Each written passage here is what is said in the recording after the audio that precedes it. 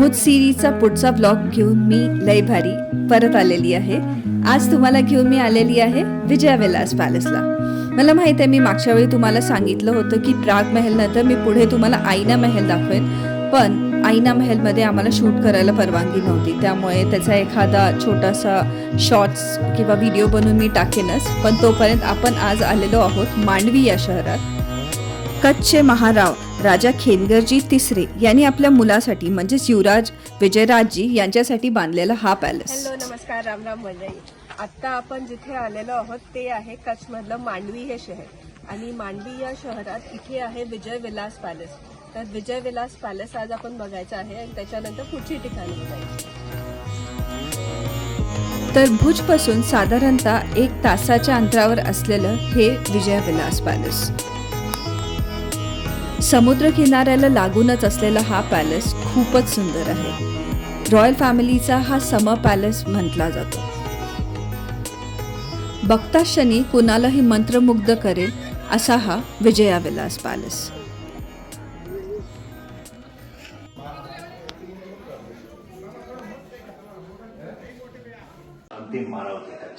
पॅलेसमध्ये आत गेल्यावर तिथे असलेल्या गाईडनी आम्हाला इथल्या जाडेजा परिवाराबद्दल बरंच काही सांगितलं, त्यांची वंशावळ, सध्याचे राजे आणि अगोदरचे राजे याबद्दल बरीचशी माहिती दिली।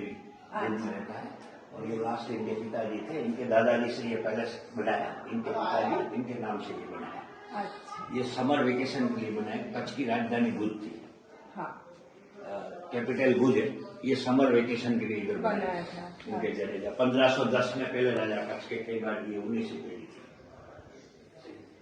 जडेजा राजपूत फैमिली, और direct this is lord Shrikrishna. असंही म्हटलं जातं की जाडेजा परिवार हा श्रीकृष्णाच्या वंशामधून आलेला परिवार। ये महारानी साहब है अभी जो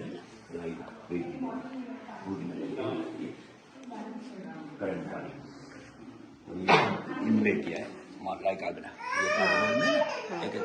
ये भुज में कहाँ रहते हैं? हाँ जी, भुज में रणजीत विलास पैलेस हुआ 4 महीने, 1 में रहते हैं, 3 टूरिस्ट के लिए। ओके।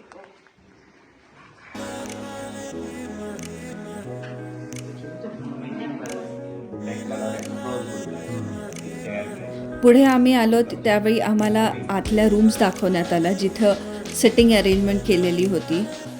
ही पहिली रूम आहे आणि अशाच काही रूम्स पुढे पण आहेत।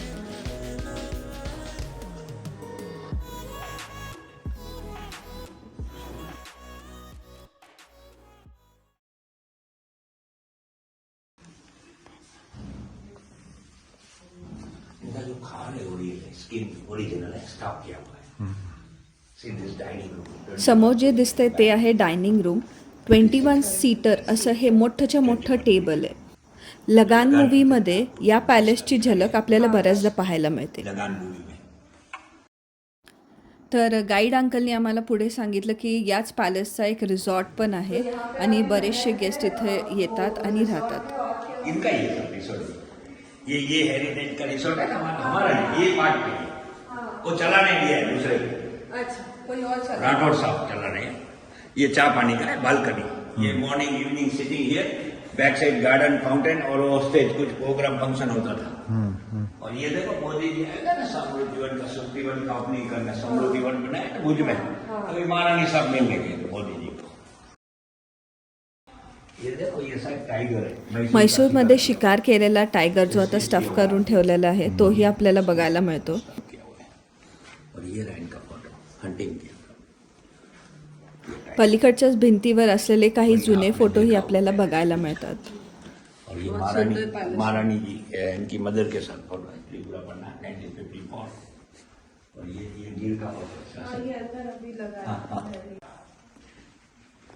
हम दिल को चुके सनम करवा चौथ। या पॅलेसमध्ये बरेचसे शूटिंग्स होतात, त्यातली तुम्हाला माहीत असणारी फेमस नावं म्हणजे हम दिल दे चुके सनम किंवा लगान, कमांडो आणि बऱ्याचशा मॉडेलिंग असाइनमेंट्स होतात, किंवा इवन आजकाल वेडिंगसाठी हा पॅलेस रेंटवर देण्यात येतो। फिर हमने कहा था 2010 में कच्छ नहीं देखा तो कुछ नहीं होगा। ये सब बर्छी ढाल ड्रेसिंग टेबल पुराना।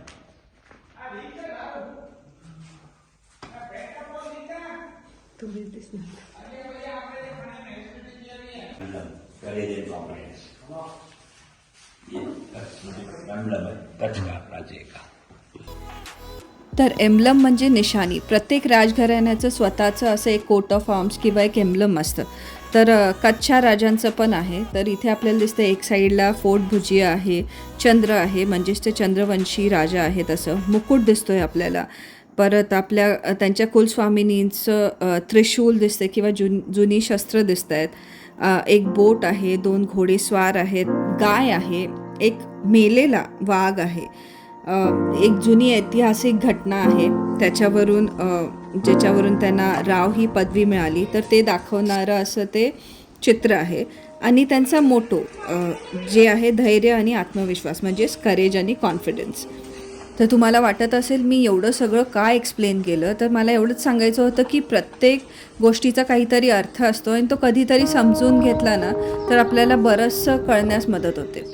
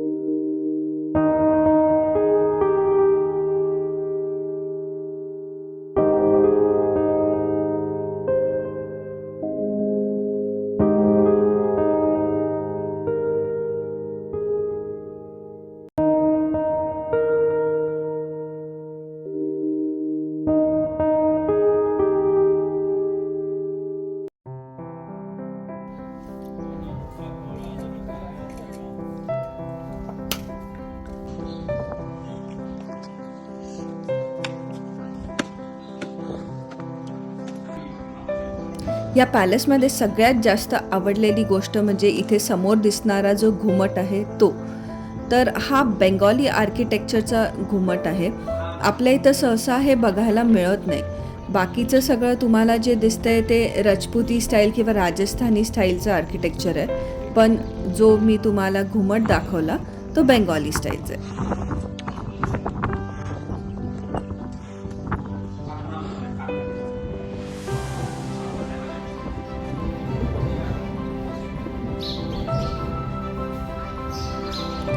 पॅलेसच्या गच्चीवरून लांब लांबपर्यंत खूप सुंदर असा व्ह्यू दिसतो.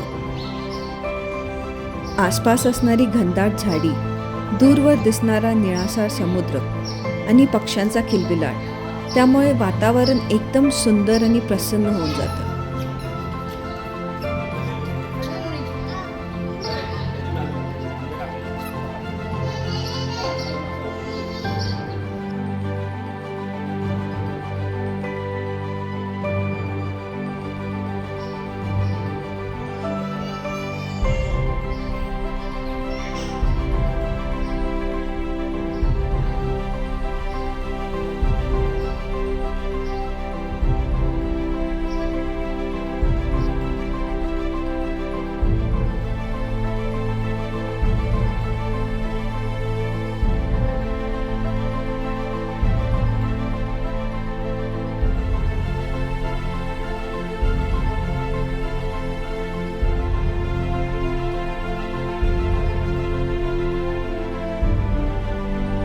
इथे असणारी प्रत्येक खिडकी, जाळी, झरोका, छज्जा म्हणजेच इथली गच्ची इतकी सुंदर कलाकुसरीने भरलेली आहे.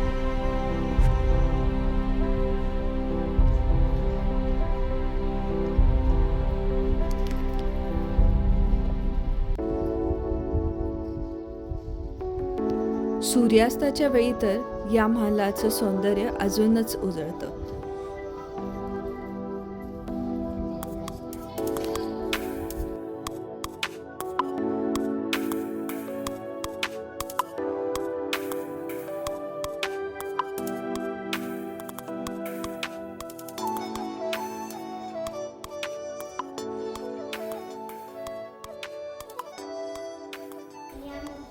पायऱ्या चढून वर आलात की डाव्या हाताला थोडीशी मोकळी जागा आहे.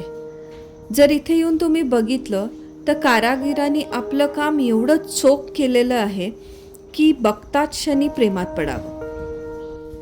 तर असा आहे हा विजया विलास पॅलेस, जो कच्छची शान आहे. मांडवीमधून बाहेर जाताना तुम्हाला बऱ्याच ठिकाणी जुन्या इमारती दिसतील. सगळ्यात चांगल्या स्थितीत आहेत अशा नाहीत, काही भग्न अवस्थेत आहेत. पण त्यावरून कळतं की या शहराला ऐतिहासिक महत्त्व नक्कीच आहे.